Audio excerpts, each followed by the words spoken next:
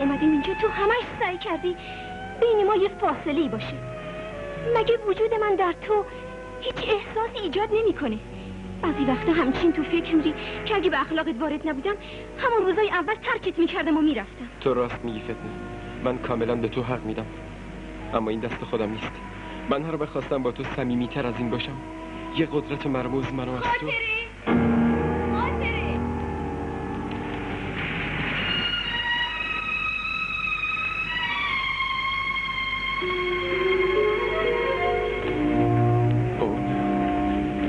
حقیقت نداره. یعنی ممکنه مهری کامران،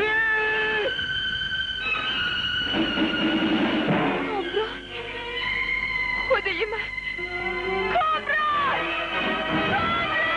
مهری!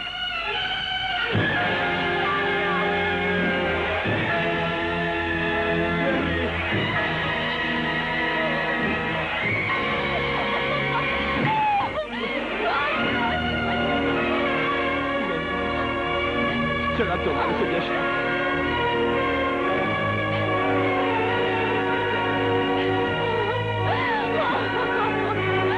چرا منو ترک کردی؟